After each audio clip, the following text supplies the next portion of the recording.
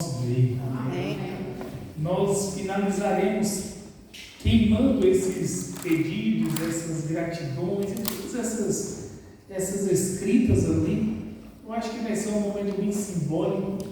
Eu gosto desses momentos, porque embora seja simbólico, mas é a expressão do nosso coração. Portanto, se você tem aí um pedido, uma expressão, ainda dá tempo, você pode levantar tranquilamente e colocar ali.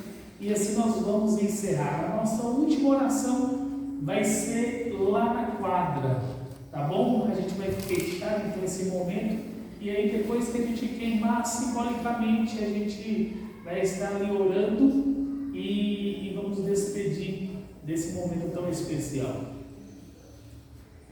Eu amo a Bíblia Sagrada.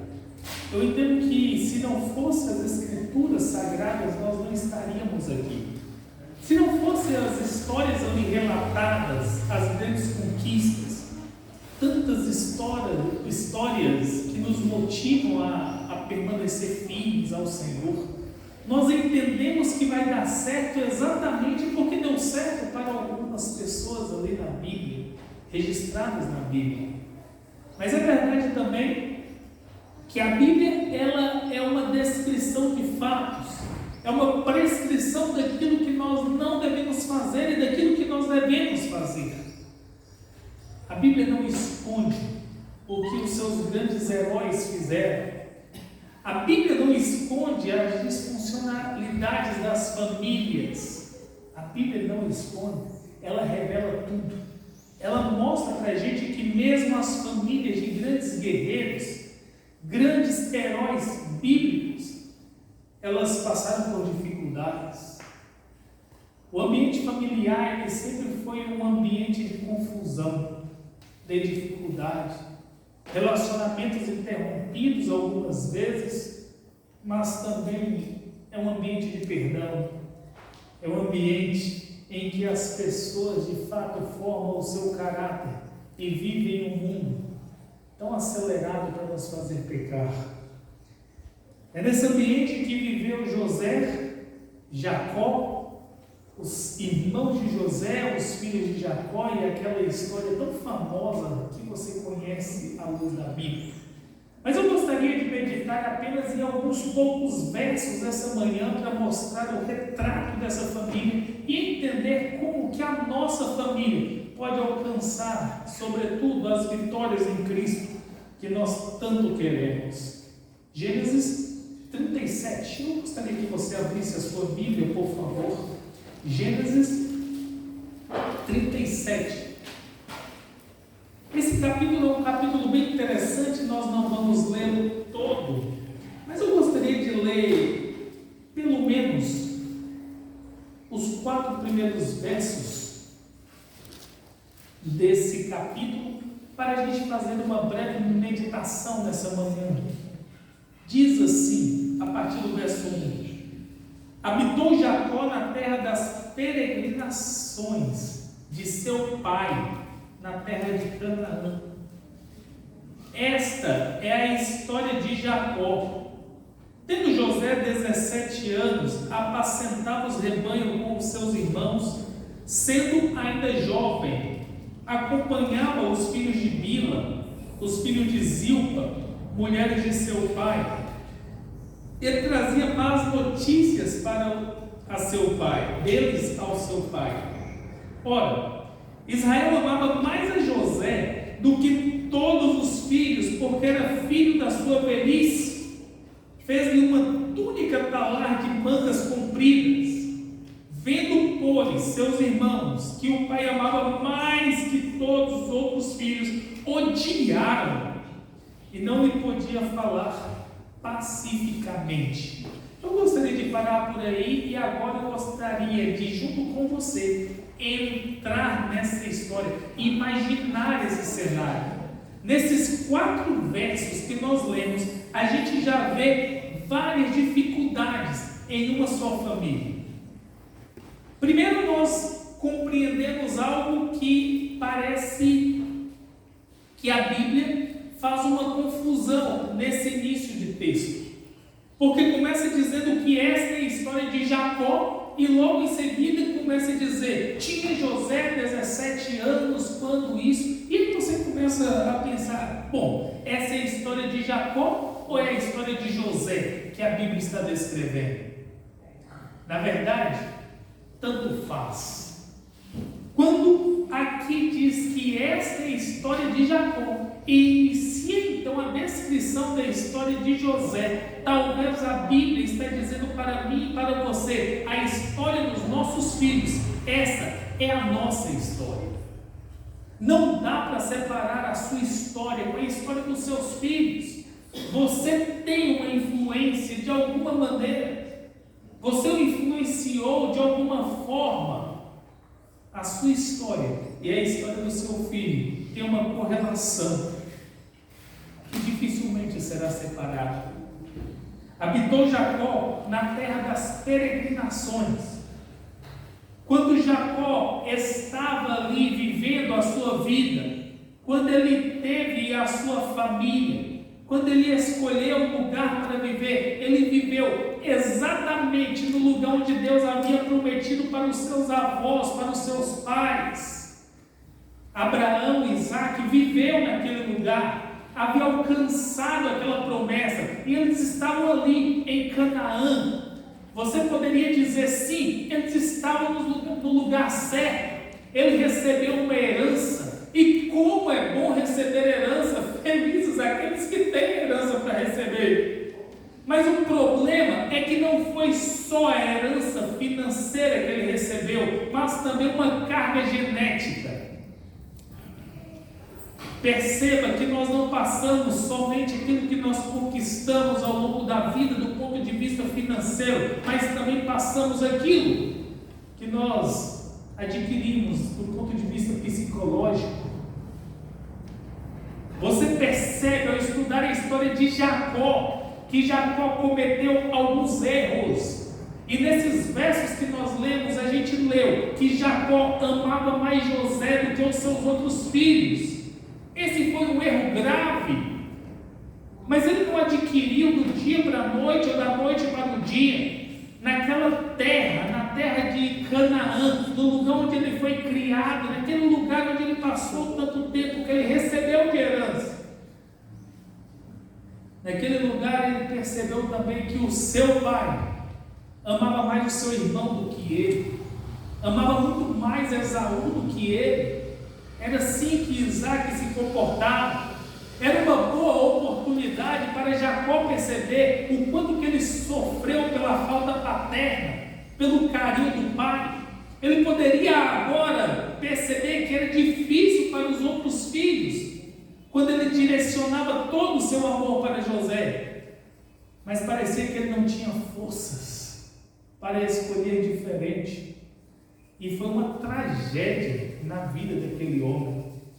Quando eu digo que nesses 4 primeiros versos a gente pode ver várias dificuldades, a gente pode ver vários defeitos em família.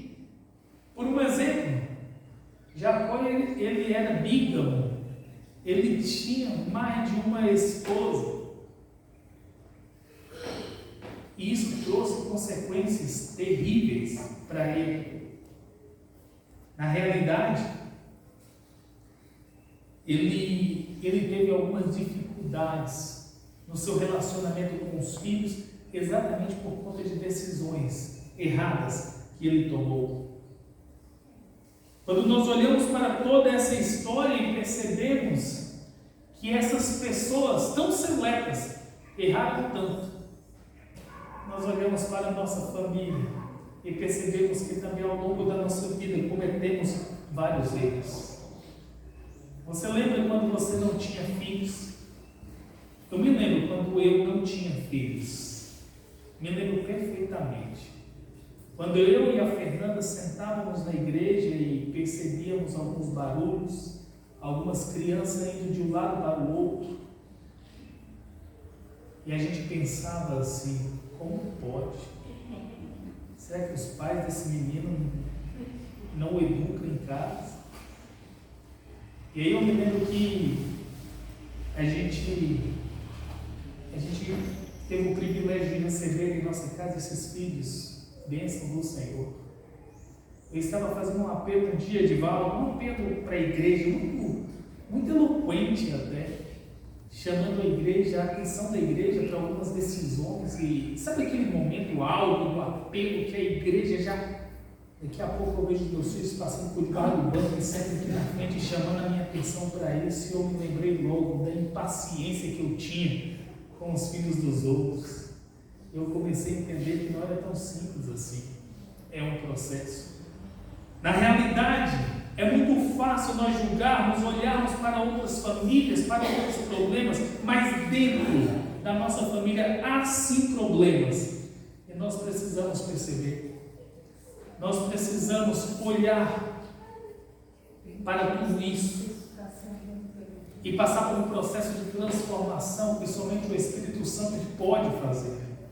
Logo, nós entendemos através desses textos que a herança física, a herança espiritual, elas vêm junto no processo de criação. Mas qual é a herança que nós temos deixado para os nossos filhos? É verdade que nos preocupamos muito e devemos preocupar na formação dos nossos filhos. Mas o que nós estamos deixando para ele em questão de legado, de caráter? Me lembro que conversando com um pastor em uma ocasião, no Dia dos Pais, aqui mesmo em Nova Iguaçu, ele colocou seus filhos no carro e foi até ali próximo à Via Light, e algo muito difícil de acontecer aqui, mas naquele dia aconteceu numa blitz. Os policiais pararam e os filhos estavam sem cinto, e aquele domingo pela manhã, típico de Dia dos Pais, de datas especiais, e a polícia parou e falou: e quantos as crianças que aí estão? E ele: pois é, a gente mora aqui muito próximo, e por isso, por essa razão que... E o policial não queria conversar, até tentou de alguma maneira negociar, daquela maneira que vocês imaginam. Então o que nós vamos fazer a partir desse momento? O policial perguntou. E ele disse: você vai fazer a multa. Mas não tem outro jeito? O policial insistiu. Ele disse: não tem outro jeito. Você vai ter que fazer a multa, porque não tem outra maneira. E o policial fez. Multou. E outro dia, conversando com ele, quando ele estava falando sobre esse assunto, ele disse: eu não tive coragem. Os meus filhos estavam vendo o que eu estava fazendo. Eu não tive coragem de fazer diferente do que eu fiz, porque eu entendo que eu estou formando os nossos filhos. Qual é a herança que nós estamos deixando para os nossos filhos? O que nós estamos fazendo que eles estão vendo de uma maneira tão crítica às vezes, e nós nem sequer estamos percebendo? Mas sabe algo que eu gostaria de deixar muito claro aqui essa manhã, ainda sob o ponto de vista dos textos que nós lemos?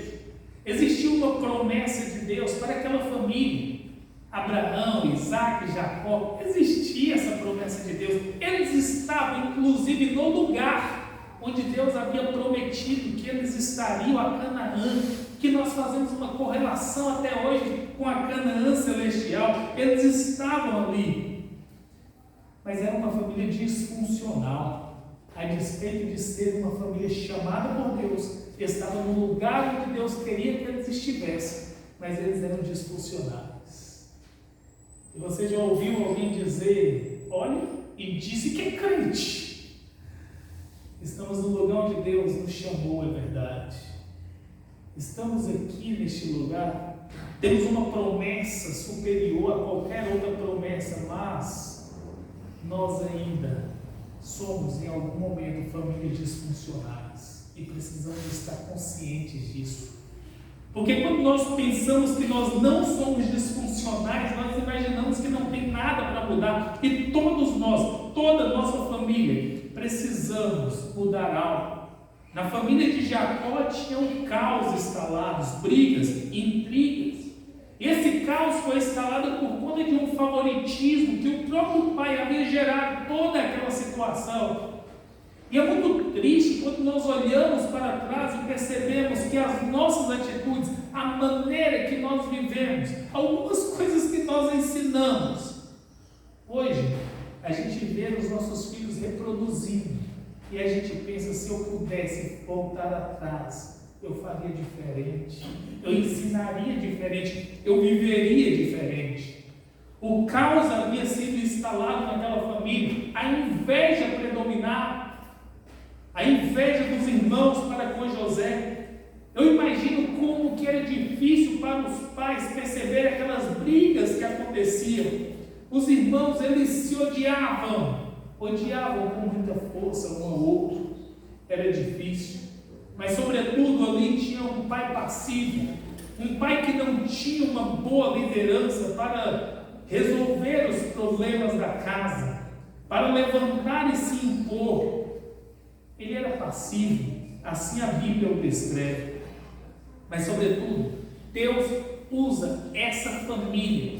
E quando nós lemos os relatos bíblicos, a gente compreende que, depois de todos os transtornos que houve nessa família, essa família foi responsável por salvar o mundo daquela época da fome, por conta de uma decisão que José tomou lá no Egito, e você conhece a história. Mesmo com uma família disfuncional, Deus, Ele salvou o mundo daquela época, por conta de que aquela família colocou à disposição dele, mesmo sendo disfuncional.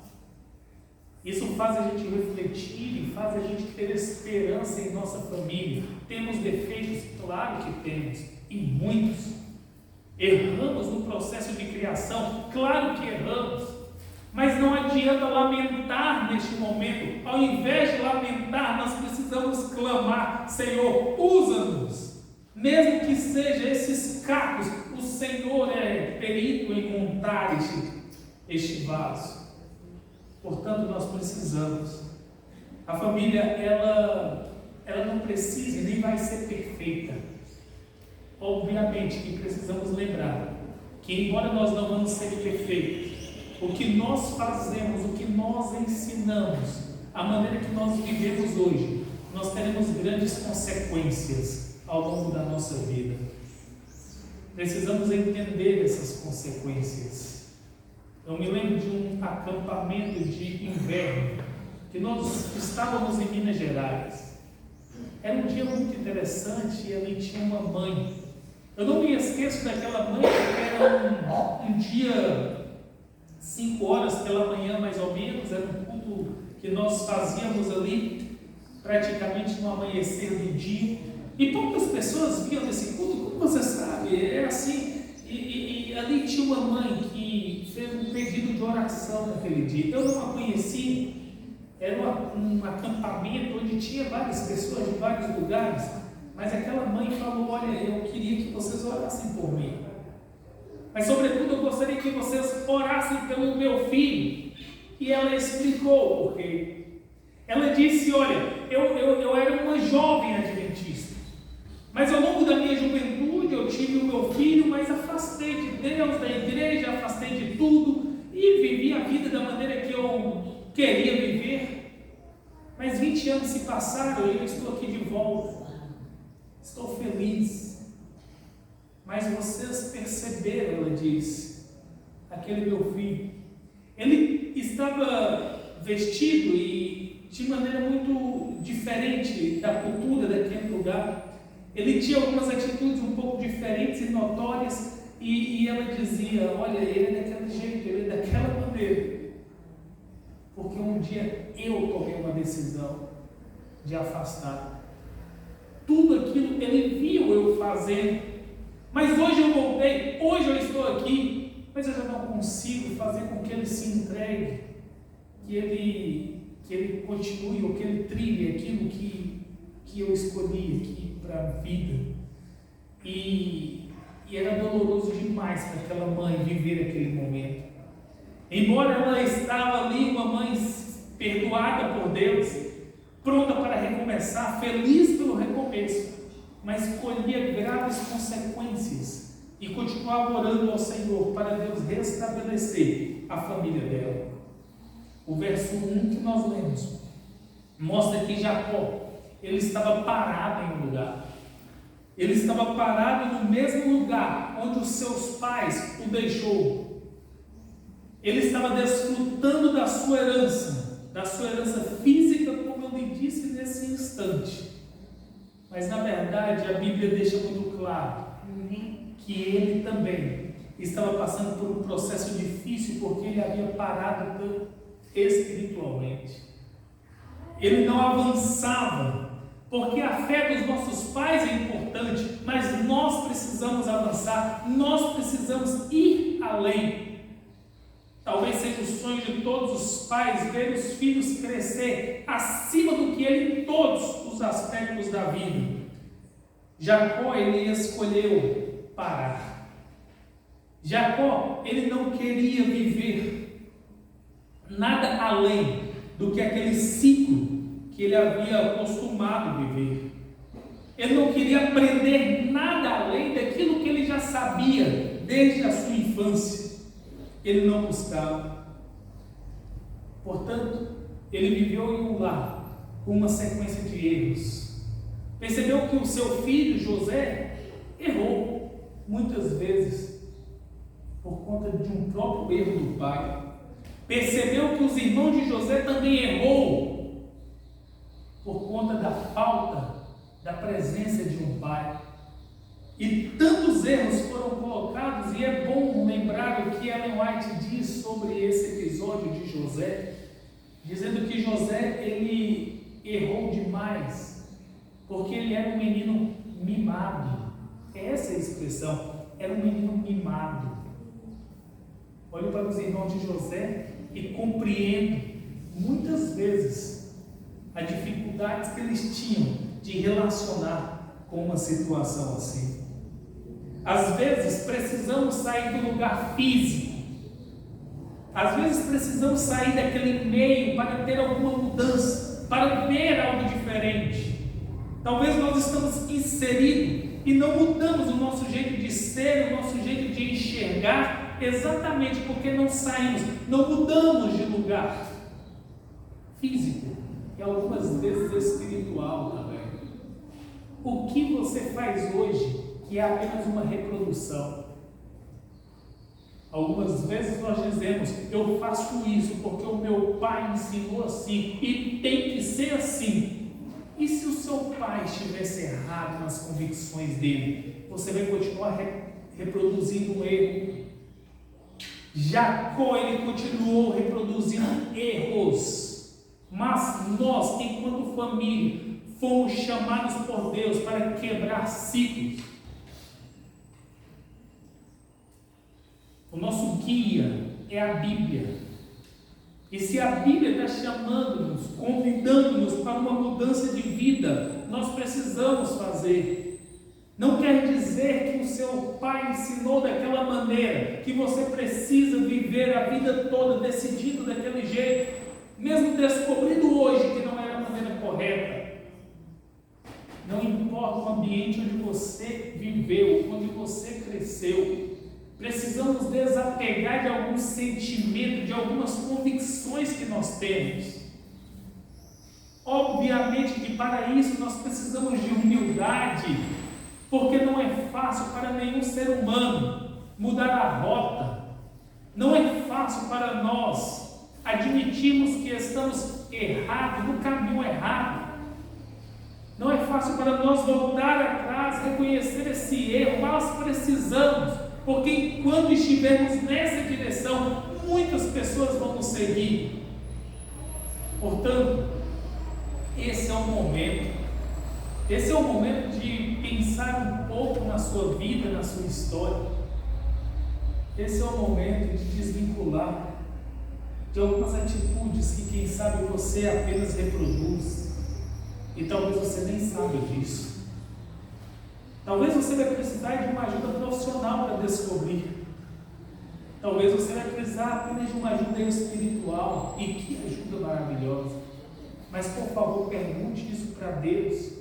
Pergunte também para um profissional. Converse com alguém sobre o seu costume, o seu jeito de ser. Tenta olhar o mundo de outra forma, de outra maneira. Se não está dando certo, se não deu certo até hoje, acredite, talvez Deus está lhe chamando para uma situação diferente, para viver algo, uma história diferente, dentro do seu próprio lar, dentro da sua própria casa. A sua atitude talvez precisa ser diferente, e aí vai acontecer algo extraordinário. E talvez você diz, pastor, mas o Senhor está sendo muito subjetivo. E o Senhor falou essa semana de coisas práticas. Eu posso dizer para você que nós trazemos alguns sentimentos muito peculiares. Sobretudo, nós mesmos é quem sabemos. Algumas pessoas dizem: eu sou assim por conta de que o meu pai era assim. Eu sou assim porque a minha mãe era assim. Talvez você tenha dificuldade de abrir mão de algo que está lhe fazendo sofrer. O meu pai nunca baixou a cabeça para ninguém, talvez alguém possa dizer. E é por isso que eu não levo desaforo para casa. Talvez seja o momento de você refletir sobre isso. A minha mãe não tinha mudanças em relação à igreja ou à família, era assim, e ela não voltava atrás. É por isso que eu não volto atrás na minha decisão. Que isso? Quem disse que é assim que a Bíblia ensina? A nossa referência, embora respeitamos os nossos pais, amamos demais os nossos pais. São pessoas queridas que marcaram a nossa vida, a nossa história. Mas nós precisamos admitir que algumas vezes nós adquirimos algo que nós não gostaríamos de adquirir. Você já percebeu que mesmo depois que nós descobrimos que os nossos pais eles não estão certos em algumas situações, é difícil a gente deixar de fazer? Vocês lembram ontem quando eu disse do que a minha mãe me ensinou e até hoje eu tenho algumas dificuldades de não fazer? A minha mãe, ela é uma pessoa muito tradicional, uma grande pioneira da igreja, uma mulher incrível, uma mulher de Deus, uma mulher que eu posso falar com convicção, essa é uma mulher de Deus. Amém. Mas nós pensamos tão diferente, eu e ela, em relação à própria igreja, a sua liturgia, a maneira de conduzir a igreja. E ela é muito convicta naquilo que ela acredita, ela é muito convicta. Por um exemplo, se ela estivesse aqui hoje, ela estaria triste comigo, porque eu não estou com a gravata. Ela estaria triste, eu tenho certeza que ela estaria muito triste. Mas ela é convicta disso, eu não acredito da mesma maneira que ela acredita.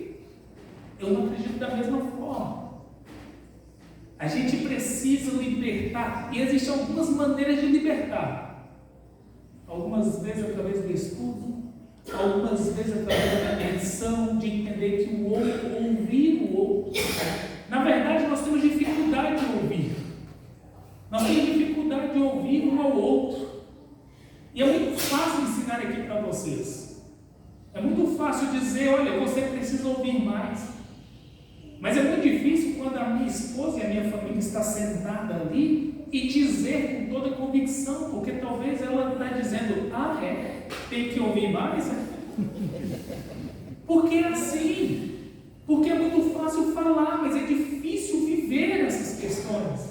Mas quando nós ouvimos um ao outro, nós temos a oportunidade de mudar de opinião, de desfazer algumas crenças que até então tinha tanta convicção. Quantas pessoas se separam de um matrimônio porque acreditava plenamente que estava certo e fazendo a coisa certa, e quando sai desse relacionamento, passa alguns anos, a sociedade muda, tudo muda, e a pessoa diz, olha, e não é que a pessoa não estava errada, meu cônjuge não estava errado.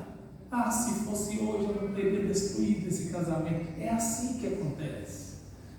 Portanto, amigos, eu posso olhar para a história de Jacó, e quando descreve a história de José e dos seus irmãos, eu entendo que a história deles era um ciclo. Abraão, na terra das peregrinações, recebeu de Deus uma missão, passou para Isaac, Isaac fez também tudo aquilo que passou para Jacó, ia passando um para o outro. Mas Deus havia chamado eles não para ficar estagnado, mas para crescer, para avançar. E é aí que nasce José. E aí você conhece a história de José, todas as suas conquistas, alguém que furou a bolha, alguém que quebrou o ciclo, alguém que teve uma vida diferente. É verdade que para acontecer esse processo com José, ele passou por uma vida de muito sofrimento e de muitas dificuldades. Talvez o sofrimento que você passa hoje é exatamente Deus trabalhando para as grandes vitórias que vai dar para a sua família. Portanto, permaneça. Permaneça firme, permaneça junto, aconteça o que acontecer. Deus lhe chamou para estar com essa família. Deus lhe chamou para educar aqueles filhos. Deus lhe chamou para amar aquele esposo, aquela esposa. Deus lhe chamou para isso, para vocês viverem mais felizes. E todos os dias que nós pegamos no microfone para falar, há uma responsabilidade grande, por algumas razões, porque a gente sabe que mesmo entre nós há uma dificuldade de permanecermos juntos, casados, felizes. Há uma dificuldade, sabe por quê? Porque embora somos crentes em Jesus, nós somos seres humanos pecaminosos. Mas a despeito da dificuldade, nós conhecemos o caminho. E o caminho nada mais é permanecer firme em Cristo e dizer: Senhor, só pela tua força, só pela tua misericórdia. Porque eu não estou falando apenas de permanecer casados. Já que nós cantamos durante toda essa semana de milagres, eu estou dizendo de permanecer casados e felizes. Porque que se estivermos casados e felizes dentro desse matrimônio, sairão filhos bem resolvidos do ponto de vista intelectual, espiritual, filhos bem resolvidos que ajudará uma sociedade que está cada dia mais doente.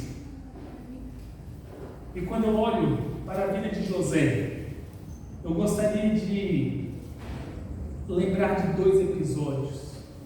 O primeiro, de uma túnica colorida que ele recebeu. Talvez você olhe para a vida de José, a túnica colorida, e comece a pensar: aquele foi o grande erro de Jacó. Na verdade, o erro de Jacó não aconteceu ali, quando ele deu um presente caro para o seu filho. Aconteceu bem antes, lá no lar, onde ele cresceu, onde ele foi formado, onde ele criou as suas convicções.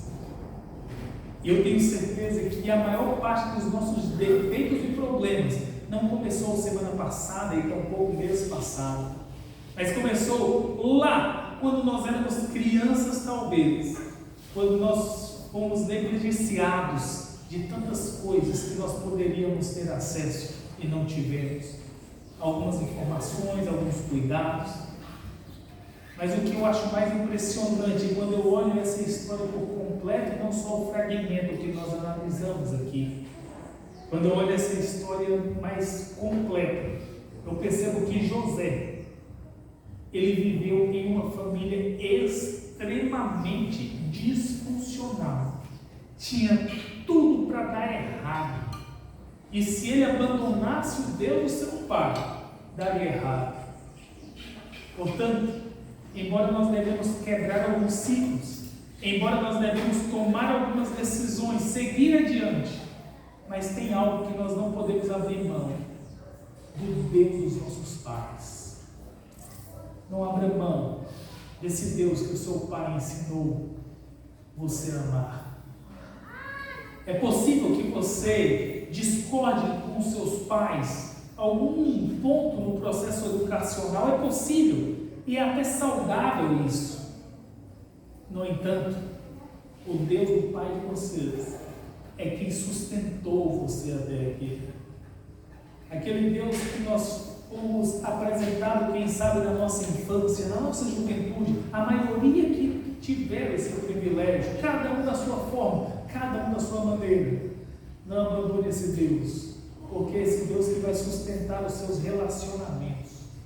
É esse Deus que vai sustentar você quando você estiver por um triz, querendo abandonar. É para Ele que você vai olhar e vai dizer: Senhor, me dê forças, devolva no meu coração aquele amor que um dia o Senhor colocou, que esse amor venha crescer. O amor é uma decisão que nós tomamos todos os dias para permanecermos juntos e permanecermos felizes. Amém. O que é que a gente vai precisar abrir mão? O que é que nós vamos precisar fazer? Talvez é um pensamento, talvez seja uma crença. Eu olho para aquela caixa que aqui está. Eu vejo vários pedidos aqui. Vejo vários pedidos. E esses pedidos que aqui estão, na verdade, é um grito. É o grito de um coração. Talvez para alguns pode ser bobagem, mas é um papel que eu escrevi, mas para Deus é algo extraordinário, porque Deus olha para você essa manhã, para mim também, e diz: filho, eu estou lendo o que está no seu coração. Você tentou tantas coisas e ainda não conseguiu, mas eu estou aqui e Deus promete que nós podemos recomeçar. Amém. Ele promete nos dar uma alegria que já há muito tempo nós não sentimos mais.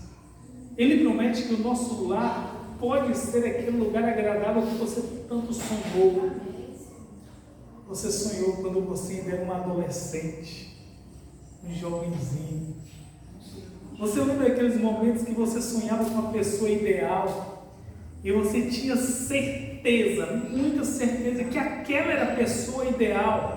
Porque todas as vezes que você estava perto daquela pessoa, seu coração acelerava. Todas as vezes que você estava perto daquela pessoa, acontecia alguma coisa diferente e você tinha certeza, tanta convicção.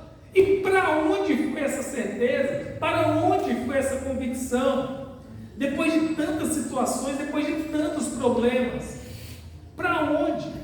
Talvez eu esteja falando para alguém esta manhã que já está em um processo de família muito frio. O filho já não fala com você, os filhos já não se importam, o cônjuge já não se fala mais, já não lembra das coisas do passado, há muito tempo já nem lembra mais do primeiro beijo, já não existe mais datas especiais. Acredite, por mais disfuncional que esteja o seu casamento, nós estamos falando e cantando de um Deus que faz milagres. Nós acreditamos nesse Deus. A minha oração nesta manhã é que Deus faça um milagre na sua vida, no seu casamento. O milagre é algo extraordinário. O milagre é algo que não é uma ação humana, é uma ação divina. Entenda. Aquilo que nós não podemos fazer, Deus pode. Eu gostaria que esse sentimento maravilhoso estivesse hoje no seu coração, na sua vida, que a sua história seja reescrita. Amém. E que você saia daqui convicto de que Deus ouviu a sua oração. Amém. Que a paz que Ele prometeu para você e para mim, essa paz que Ele prometeu está acessível, sim. E a primeira mudança que Ele vai fazer é na minha vida, é na sua vida.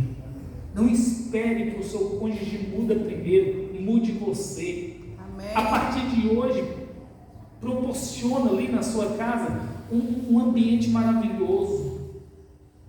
Que os seus filhos possam saber que naquela casa o Espírito Santo habita. Amém. Sabe, amigos, eu sei que Deus ouve essa oração. E é por isso que nesse momento nós vamos nos dirigir para a quadra. Nós vamos queimar esses pedidos e logo em seguida eu vou fazer uma oração. Eu vou pedir ao Senhor nosso Deus que continue a abençoar e a preservar a nossa família. E eu sei que Deus está atento a nos escutar. Vamos para a quadra então, que Deus nos abençoe.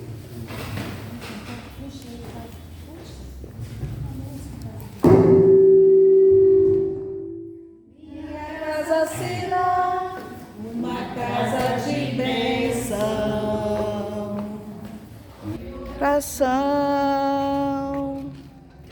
onde Jesus tem prazer em ficar, onde o Espírito Santo habita, onde há prosperidade, amor e vida. Faça do meu lar, Senhor, um lugar de harmonia. Faça do meu coração uma casa todo dia. Que seja à vontade pra ficar e nunca mais partir. Pois a casa que um dia te recebeu nunca mais saberá viver sem ti. Faça do meu lar, Senhor, um lugar de harmonia. Faça do meu coração tua casa todo dia. Esteja à vontade pra ficar e nunca mais partir. Pois a casa que um dia te recebeu nunca mais saberá viver sem ti. Pois a casa que um dia te recebeu nunca mais saberá viver sem ti. Amém. Esse é um momento muito interessante. E antes de fazer essa oração, eu gostaria de que você pensasse um pouco, pensasse na sua família, aqueles que têm os seus filhos, pensasse nos seus filhos, no seu cônjuge. Mas eu gostaria que você pensasse como tudo começou. Quando eu olho ali tem uma família veterana. Passa rápido, não passa, irmão? Passa muito rápido. Eu olhando para vocês, por um exemplo, eu começo a imaginar quantas histórias, quantos conselhos, quantas alegrias, quantas festas, quantas dificuldades, quanto choro também. Tantas coisas nós passamos num breve espaço de tempo que nós chamamos de vida. Mas eu tenho certeza que tudo isso está bem. Deus, Ele olha para mim e para você e Ele entende, já deixou muito claro que o ideal é que a gente viva bem. E eu sei que esse que é o clamor que vocês estão gritando ali, que nós estamos gritando através desse pedido. Eu peço ao meu Deus que abençoe a nossa vida, a história de cada um de vocês. Que Satanás não possa ter poder na nossa vida. Amém. Que essa esposa, que Deus lhe deu, que vocês possam até o último dia de vida e até a eternidade estar juntos e celebrar as vitórias do Senhor. Que os filhos que surgiram do nosso lar e os que vão surgir ainda, que possam ser herança do Senhor e nós possamos ter essa convicção de que são pessoas presentes de Deus. Amigos, que hoje possa ser o início de grandes vitórias que o Senhor dará para a nossa casa, para a nossa família, e que daqui a algum tempo nós possamos olhar para trás e dizer: valeu a pena eu negar a mim mesmo, valeu a pena eu entender que a família é um presente de Deus. Amém. Portanto, vamos queimar nesse momento esses pedidos e logo depois nós vamos fazer uma oração. Esse é um momento simbólico, é verdade. Esse é um momento que nós precisamos compreender que é um clamor, que nós estamos fazendo ao Senhor e temos a certeza das grandes respostas que Ele nos dará. Que de fato, quando queimar esses papéis simbólicos aí, que possa representar de fato as dificuldades que são impostas para nós, que todas estão sendo destruídas e pela graça de Deus vai passar. E quando nós chegarmos no final da nossa vida, nós vamos dizer: valeu a pena vivermos juntos. Amém. Valeu a pena caminhar junto um com o outro. E sabe, amigos, essa esposa, esse esposo, essa família que Deus nos deu, eles dependem demais da gente. Dependem um do outro. Nós já dissemos ontem aqui que não é uma competição. Não, de maneira nenhuma. Não é competir, é completar. Amém. Que um possa completar o outro. Que nas suas conversas, nas suas ações, tudo possa ser para a glória de Deus. Não deixe de olhar para o passado. Algumas pessoas dizem, mas não é bom olhar para o passado. Às vezes olhar para o passado nos impulsiona para ir para frente. Ao olhar para o passado, nós percebemos o tanto que Deus nos abençoou. Ao olhar para o passado, nós vamos perceber quando nós estávamos por um triz e que quando nós colocamos na mão de Deus, deu certo. E nós entendemos que vai dar certo de novo. Então vamos olhar para o passado exatamente para nos impulsionar, para chegar no futuro ao lado do Senhor. Vamos orar. Senhor, nosso Deus, eterno Pai, muito obrigado por ter um momento tão especial, clamando pelo Espírito Santo do Senhor. A vida passa muito rápido, portanto, ó Pai, nós queremos dedicar esse tempo para amar as pessoas que estão ao nosso lado, amar os nossos jovens, os nossos filhos. Alguns aqui têm filho ainda criança, outros filhos adolescentes, outros filhos já homens e mulheres. Senhor, tenha misericórdia dos filhos desses lares, que eles possam estar protegidos em qualquer lugar onde eles estejam. Aqueles que não estão, ó Pai, seguindo esse princípio maravilhoso ensinado por Ti, que o Senhor os traga de volta. Aqueles pais, ó Pai, que tem alguma pendência mental, entende que não ensinou da maneira que deveria ter sido ensinado, que, ó Deus, o Senhor possa confortar esses pais e saber que esses filhos, eles podem tomar decisões ao lado do Senhor a despeito do lar onde eles cresceram. Porque foi assim com o lar de Jacó. José, em um ambiente tão tóxico, conseguiu, ó Pai, a Tua presença, conquistar grandes vitórias. Amém, portanto, Jesus. ó Pai, nós pedimos ao Senhor vitórias na nossa família. Amém, Senhor. Que nós possamos ser vencedores em Cristo Jesus. Amém, Dai-nos Pai. a Tua paz. Que possamos ter dias de bênçãos e possamos entender que tudo vem do Senhor. Em nome de Jesus te pedimos. Amém. Amém, Senhor. Que Deus abençoe Amém. todos vocês em nome de Jesus. Amém. Amém. Minha casa será uma casa de bênção. Minha casa